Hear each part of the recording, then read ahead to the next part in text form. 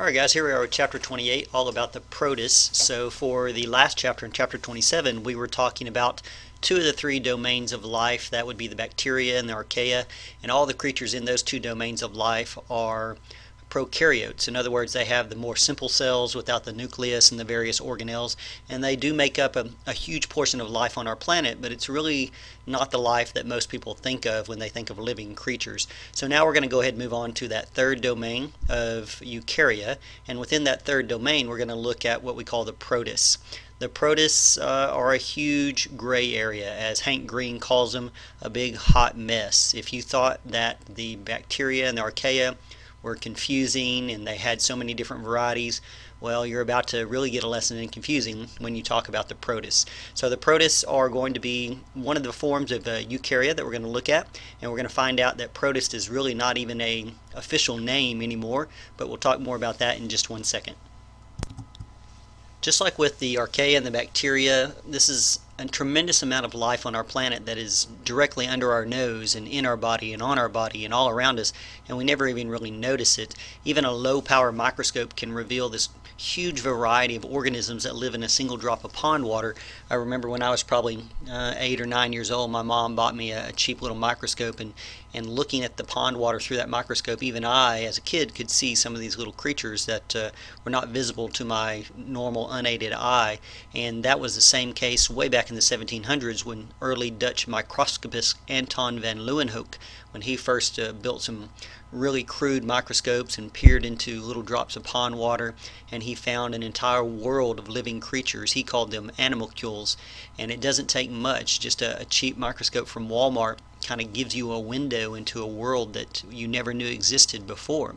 So we're going to be talking about what we call protists. The protists is really an informal name of the group of mostly unicellular eukaryotes. So now we're talking about the eukaryotic creatures, but we're talking about the more simple ones, the ones that are for the most part unicellular, although there are some that work together in colonies, and there are some multicellular protists as well. Protist is a big informal group, and it is still quite a bit of a mess as far as figuring out the phylogeny and everything else. Advances in eukaryotic systematics have caused the classification of protists to change significantly. In other words, what we thought was a single group or we're all alike, we're now finding out through molecular study and genetics that we're going to have to subdivide this category quite a bit more. And this category has changed since I was in high school and since I was a little kid, and it's going to change even more by the time your students or your children are in high school. We're going to be talking about this in a different way, and we'll have different categories for this. Protists constitute a polyphyletic group, and so we know we still have some dividing to do. At one time there was a kingdom called Protista, but that's no longer considered a valid kingdom. So protist is just an informal name. We're going to hang on to this name protist as a general term, and for us, for the time being, when we say protist, all we mean is a eukaryote that is not a plant, animal, or fungi. Scientists still have a long way to go to kind of sort all this out, but for the moment we're just going to use that general term protist, and that's simply for us going to mean a eukaryote, but it's not a plant, animal, or fungi. If you were to peer through the microscope and look at 7 tiny little microscopic creatures like the 7 you see in the photo here, and if I were to ask you, pick out the prokaryotes and the eukaryotes, you would probably guess that the larger one is eukaryotic and maybe all these little tiny ones are prokaryotic, because prokaryotic cells tend to be smaller, you know, they're less complex, but that's not actually true. In this picture that you see, the only prokaryote is the one right here above the scale bar. All of the rest of these, the large one and these 5 smaller ones, are all eukaryotes. We're going to put them in that category called protist. So there is a huge variety. There is as much variety in this protist category as the variety that we saw in the archaea and the bacteria as well. So while we are on to the eukarya, which is the domain of life that includes oak trees and dogs and humans, we're still talking about, for the most part, single-celled creatures. Most of the life on our planet is single-celled. Concept 28.1 starts us off by saying that most eukaryotes are single-celled organisms. Most organisms in the eukaryotic lineage are protists, and most protists are unicellular. The large multicellular life that we are familiar with, like whales and dogs and bumblebees, That's just a small tip of the branch of eukarya on the tree of life. Most life on this planet is unicellular, including the protists that we're going to take a look at. So we already know that protists are eukaryotes. They have the more complex cells with mitochondria and endoplasmic reticulum and a true nucleus, and they, along with plants, animals, and fungi, make up the domain eukarya. As we mentioned, eukaryotic cells have all the organelles that we've talked about before, and even though most protists are unicellular, there are a few that are colonial. In other words, they're single cells, but they work together as a group, and there are a few multicellular species of protists as well. Let's kind of get a general overview of some of the diversity that you're going to find within the protist category. This is an enormously diverse category of living creatures, and as I mentioned, Hank Green, I think in his video, the crash course video on protists, calls them a hot mess. You can find virtually every kind of metabolism, every kind of reproduction, every kind of form and shape, you name it, and it's here in this protist category. Protists exhibit more structural and functional diversity than any other group of eukaryotes, and even though they are single-celled creatures, they can be very complex. In our bodies, we have tissues and organs that take on different jobs. Well, in a single-celled protist, they take on those different jobs using the organelles of the cell. So even though they may only be one cell large, that cell can be very complex and can carry out a lot of different tasks. In addition to different shapes and forms of body and structure, you're going to find that protists have the most nutritionally diverse. It's the most nutritionally diverse of all the eukaryotes. There's pretty much any way you can get energy in food, there's going to be a protist that does that. So there's going to be photoautotrophs, which contain chloroplasts. There's going to be heterotrophs, which eat and attack and kill other creatures, absorb organic molecules, or ingest larger food particles. There's even going to be mixotrophs, which are a combination of creatures that do both photosynthesis and heterotrophic nutrition.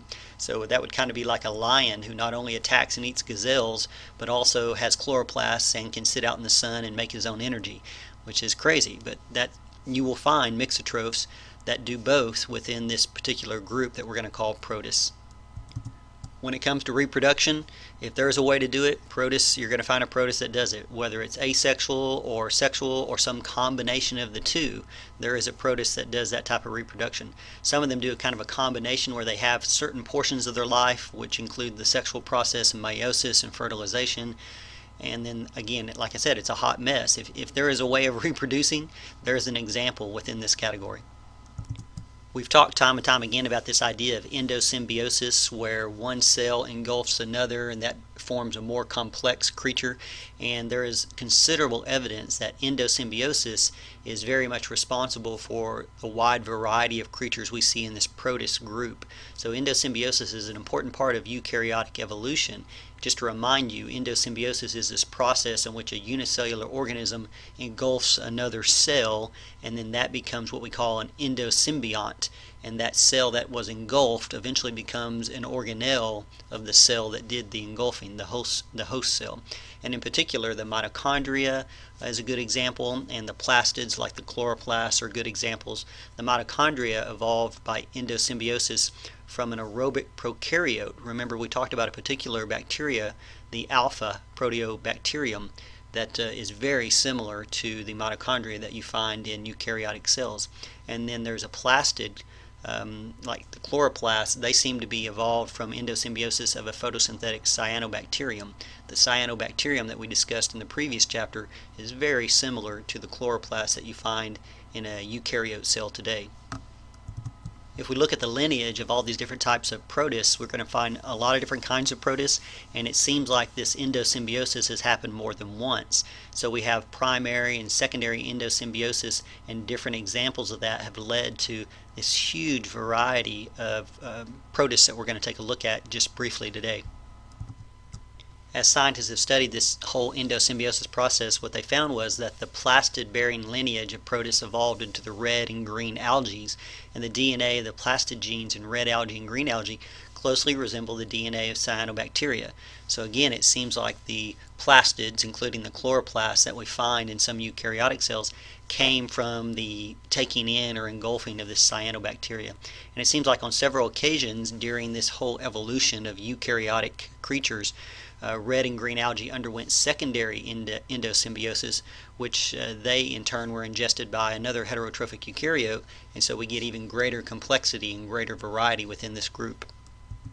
Now, as I mentioned, studying these little protists is a great example of science in action, because this is still a lot up in the air, and I will guarantee that things are going to change as we learn more over the next, say, 10 or 20 years. Right now, we kind of have what we call 5 supergroups of eukaryotes. There's a lot of different methods or hypotheses for understanding this entire group of eukaryotes, which would include plants and animals and all the way down to these little protists. So our understanding of the evolutionary history of protists has been sort of in flux for a number of years now. For example, we used to think that there was a type of protist that we found that had no mitochondria, and we thought, okay, well, it's probably the most ancient form. But now that we have all sorts of cool genetic and molecular studies, what we found is that these protists that we're talking about, these amitochondriites, lacking mitochondria, they're not the oldest. They actually are younger than we thought, and it seems like perhaps they had a mitochondria and then later lost it through some sort of evolutionary process. So that's just a good example of how much all of this is really still up in the air. Now, because we can't sit around and wait for scientists to kind of get all this figured out, and indeed there never really is in science a point at which you can say, okay, it's all figured out. I mean, we're constantly adding and learning more, but we have to learn about this chapter now and then kind of move on. So we're going to go with what is the best hypothesis right now, and that is taking all of the eukaryotes, which would include fungi and plants and animals and all of these little protists we're talking about, and putting them into 5 supergroups. If you look on your text on page 578 and 579, you can see these 5 divisions of the domain eukarya, and we're going to call these 5 supergroups. Now, this is going to be a very confusing chapter because a lot of this is still in flux, and these protists have such variety that we're still kind of sorting them all out. So here's what I want us to do. I don't want us to get bogged down in trying to learn all the names and details of all these little protists. I want us to look at each of the 5 supergroups of eukaryotes shown on page 578 and 579, and I want us to kind of look at a few examples within these supergroups that we might already be familiar with, because the root of the eukaryotic tree is not known. If you look at a phylogenetic tree of these eukaryotes, all of these 5 supergroups are shown coming simultaneously from a common ancestor. Remember, if we make a phylogenetic tree that shows multiple branches all coming from the same place, we call that a polytomy or a polytomy, and we know that's not correct, but that's as best we know. We haven't sorted it all out. So for right now on this chapter, we're going to focus on broad concepts, basic ideas, examples maybe from each of the 5 supergroups, and how we're learning more about these protists, which they are a fascinating group of creatures, but you could spend an entire 2 semesters just talking about them. You'll notice in this vodcast I've actually chopped down the PowerPoint a little bit. There's not as many slides in the PowerPoint that I'm about to go over as you might find in the PowerPoint that I listed online, and that's because I want to focus just on a few examples. Also notice that I've starred a couple of the examples with a Nintendo star, and those would be ones that I might want you to be more familiar with. But again, do not get bogged down in trying to think that you need to know every detail about every example that the textbook gives you about these protists. There's no way that we have the time and ability to do that. So I'm going to try to highlight just a few examples and list just a few things about each one of these 5 supergroups, including most of these supergroups are going to be made up of only protists, but we'll take a look at that. So here's our basic tree, our phylogenetic tree. So this would be all of eukarya. This would be one of the 3 domains of life. And from this eukarya, notice we have these 5 supergroups emanating right from one point. We know that's not exactly correct, but we haven't got it all figured out yet, especially these dotted lines or areas that we're still not sure about. But we're going to divide all of eukarya into 5 supergroups here. We have the excavata, the chromoalveolata, the rhizaria, the archaeoplastida, and the uniconta. And you'll notice I marked in the little red squares really the plants and animals that you and I are familiar with, the ones that we go to see at a zoo. They are only a very small part of this entire domain of eukarya. So there are 1, 2, 3 of the supergroups that contain nothing but protists, and then there are 2 of the supergroups that contain protists plus some of the other creatures that we're more familiar with. So we're going to run through each of these. We're going to maybe pull out 1 or 2 examples from each, and again, we're looking for big ideas and going to try to stick with perhaps examples that you're already familiar with. So let's kind of zoom in on our tree and kind of take a look at these 5 supergroups that make up Eukarya. So we have the Excavata. We'll talk briefly about them, give you some examples. The Chromalviolata. Man, these words are going to kill me, I guarantee you. Then we have the Rhizaria, the Archaea plastida. This is the first of the groups we're going to look at that has a big living creature that we're familiar with, like land plants. And then the last group is the Uniconta, and that has the fungi and the animals, which would include you and me. So you'll notice that a big chunk, actually 1, 2, 3 of the 5 supergroups only contain tiny little protists, and then 2 of the supergroups contain some protists plus some of the larger creatures that we're familiar with. In your textbook, they do a great job of showing some cool pictures, so we'll take a quick look at some of those. Excavata, a good example we're going to look at is the creature that causes giardia, which is what you might get if you drink pond water or you drink mountain stream water that contains this little parasite. It can cause all sorts of intestinal problems. Chromalviolata, diatoms are a good example of this.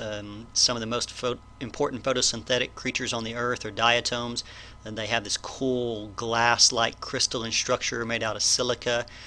This group also includes brown algae that forms the ocean kelp for us, and then also some pathogens such as plasmodium that cause malaria. The Rhizaria contain many different species of amoebas. We'll talk a little bit about what an amoeba is. Archaea plastida. Archaea plastida includes our red algae and our green algae and all of our land plants.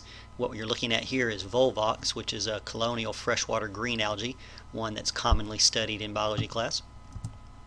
And then Uniconta. The Uniconta includes all sorts of amoeba-like creatures as well as all of the fungi and animals of the world, which would include us.